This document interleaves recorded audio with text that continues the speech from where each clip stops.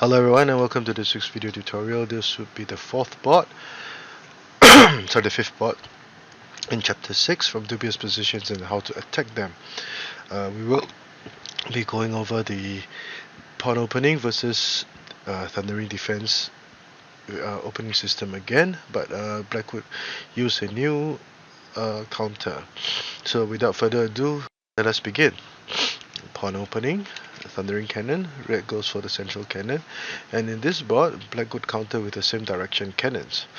Now this opening system, this opening line can be found in the ancient manuals in the Ming Dynasty, over 500 years ago. This is also a commonly used counter by black, whereby black would fight fire with fire, and then there's much aggression. As can be seen, the rules of engagement would follow the same direction cannons. Red will play h2 plus 3, h8 plus 7. Red would develop his right chariot as a foul chariot, and black would go for the 5-7 cannons with edge horse. Now red would immediately take the opportunity to charge his horse, develop both horses as proper horses. This is for rapid deployment of his pieces. Now if he wanted a slow and steadfast approach, he could always play c8 equals to 6, and red would have a slight initiative in the ensuing game. So black would play r1 equals to 2, r9 equals to 8. So far so good. And in this board, this will be the dubious move, p3 plus 1, and it will also be the position of discussion. With p3 plus 1, if red captured the pawn, red will lose the horse. So this is the idea behind black pushing p3 plus 1. However, this attack has since been found to be very brash and not and will lead to severe consequences for black.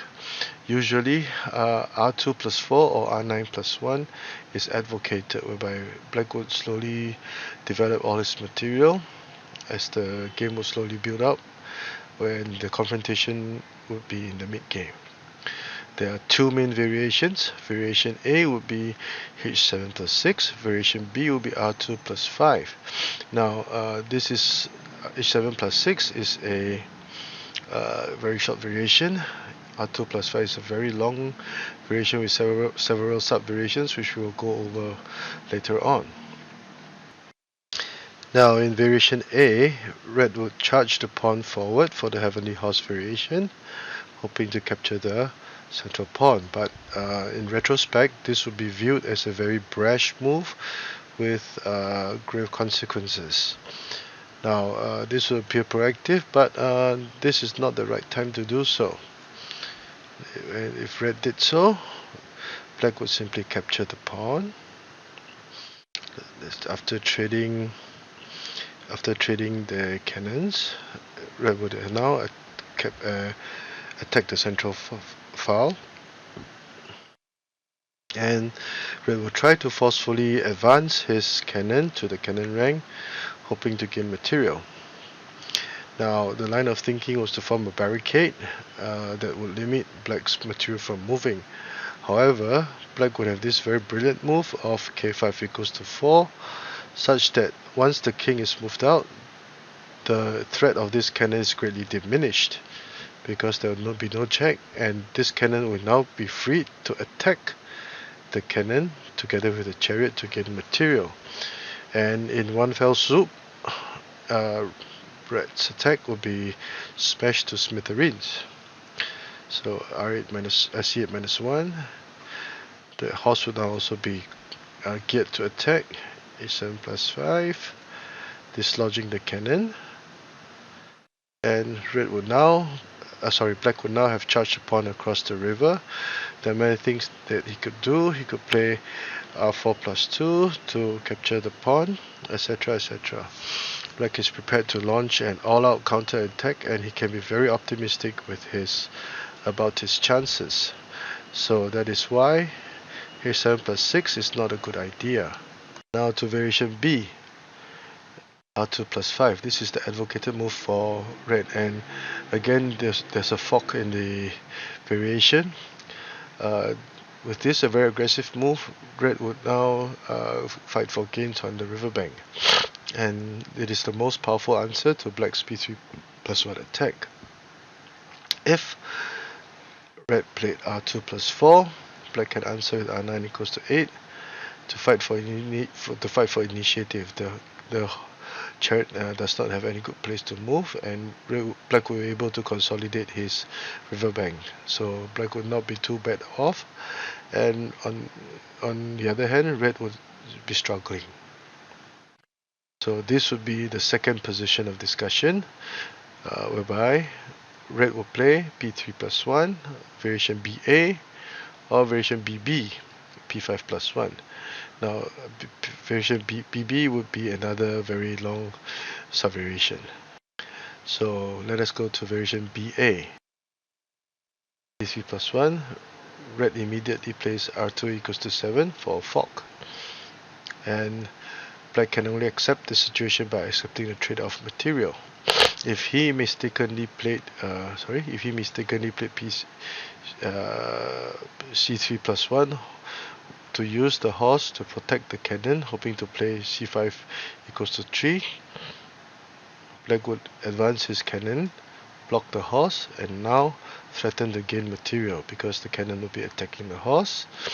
This chariot will be attacking the cannon, and after trading material, red's pressure on this side will be diffused, so black loses material and red gains a winning hand. So p3 plus 1, r7 plus 2. After trading material, black tries to gain some compensation by developing his left chariot. Now this would be his attempt at putting up a tenacious fight. Now if black played r9 equals to 8, red will counter with c5 minus 1, and red has the options of playing c5 equals to 8 and c5 equals to 7 to gain material. So black would be in all sorts of trouble, and red would jump from strength to strength.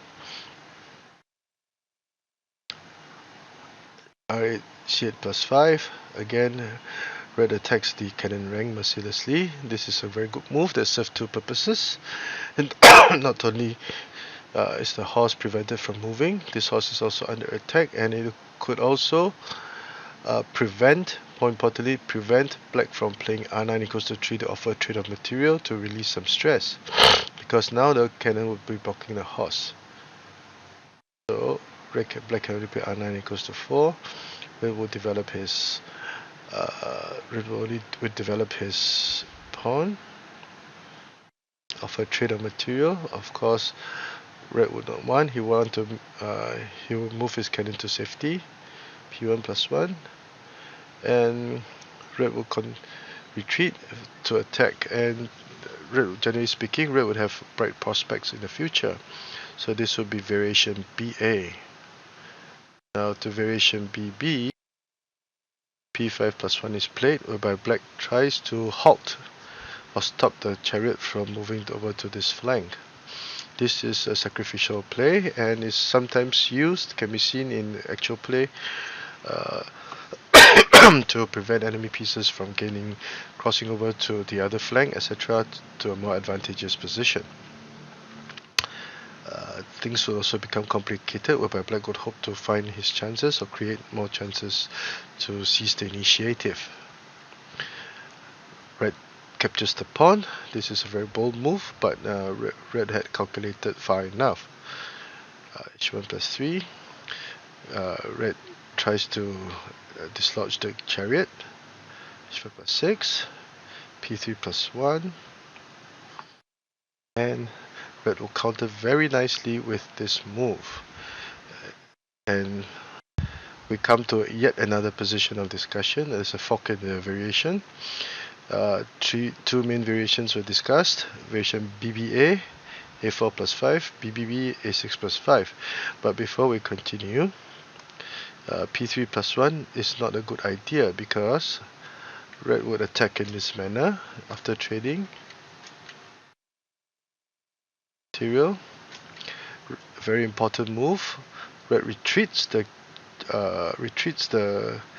chariot to prevent capture and also attacks the black horse. And he will now gain a chariot with this move, a check. No matter what black moves, for example e3 plus 5, red will deliver a discovered check and capture the chariot for the win. Black would not have any immediate attack at the moment, and red is sure to win. So that is why p3 plus 1 is not a good idea. And the tactical combinations shown here are quite interesting and should be beneficial for the beginner. Now let us go to variation BBA, a4 plus 5, black defends in this manner. c8 equals to 7, red offers a trade of material, a chariot and a cannon. Black accepts, and black tries to simplify things further by trading even more material. But red is not in a hurry to capture this cannon. Instead, he will capture this cannon because he knows that this black cannon does not have any good intersections to move to. So this is a very delicate move. Now if, let's say, red play e7 plus 5, black can diffuse the situation with h3 minus 5 to attack the chariot. And he will escape unscathed for the moment. So that is why c7 plus 2 is the correct or sound move in this situation. So 6, and now red is set to gain more material, and he will have a huge advantage. So variation BBA, a4 plus 5 is not viable, and variation BBB, a6 plus 5, let us see. Red will attack the horse. Red will attack the horse in this manner. Now of course c8 equals to 7 is also viable, but comparatively speaking it would not be as good as making this move. And red would now attack the horse immediately. So let's say h3 plus 2 were played. Now this is a relatively hardline countermeasure. If black retreated the horse, red will immediately play c8 equals to 7, threatening with a smothered cannon checkmate. So black cannot offer a trade of material and has to move inside. So red will now charge the pawn forward, retreat his horse, and develop his horse from this file. So after a few rounds, black's material here is very congested, and it is very obvious that red would have the huge advantage. So that is why h3 minus 1 is not viable. Instead, this would be the more hardline counter. And since the horse had moved out of the way, red would offer a trade of cannons that black must accept. If he chose to play h2 plus 3, hoping to capture the chariot, this would be red would immediately play c8 equals to 1, again trading material. So this is a very brilliant move. This will be a discovered attack on this chariot. And c9 plus 2 is delivering a check. And trading material, there's a checkmate here, so a4 plus 5 must be played. h3 minus 4, c5 plus 5. Black advances the pawn. If he play r7 equals to 5, black can always play r3 minus 2 to capture the horse. So r4 minus 6. Both colors will be attacking, but red will have the initiative firmly in hand. This cannon here, in terms of the variety of material attacking, red will be superior because he has one of each piece, and therefore have more options or tactical combinations in store. So that is why h2 plus 3 is not a good idea. r2 plus 4, trade of cannons, Red advances the pawn to attack the horse. This would be the only feasible choice. If he played r2 equals to 4, black would play r8 equals to 3 and prevent the pawn from advancing. Then the red chariot would be prepared to capture the pawn, and black would be in all sorts of trouble. If he played r2 equals to 7, black will retreat this horse and be well off. Again, the pawn will be lost and this horse will be in trouble. So that is why p3 plus 1 is the hardline approach in this game. Minus 4. Black will try to offer a trade-off with chariots, quite a nifty play. At this point, red would have more pawns and commands the initiative, and by the 16th ply, this black chariot had not moved at all. So it is fairly obvious that red has the advantage in this situation. Now, this board is a little bit complicated. There are many sub-variations which shows the complexity of Xiangqi, especially in the same direction cannons. But if we were to look back at the entire game, Black's flight would have come from p3 plus 1, because although this would appear to be a natural move to make, the consequences are very far-reaching.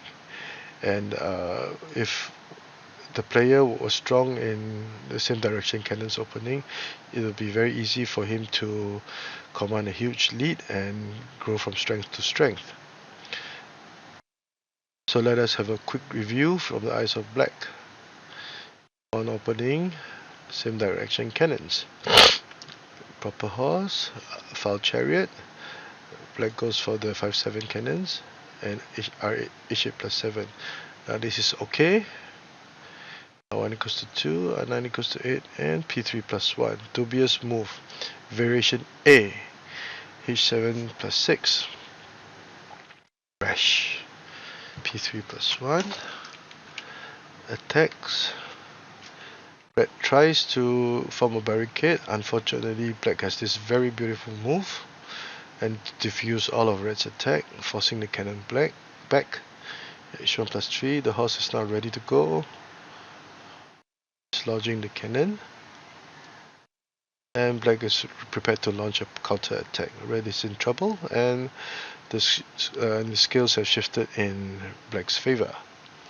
Variation B, r2 plus 5, second position discussion. Variation BA, p3 plus 1, BB, p5 plus 1. p3 plus 1 is no good because of r2 equals to 7, where this chariot will now wreak havoc. p3 plus 1 can only accept the trade. If not,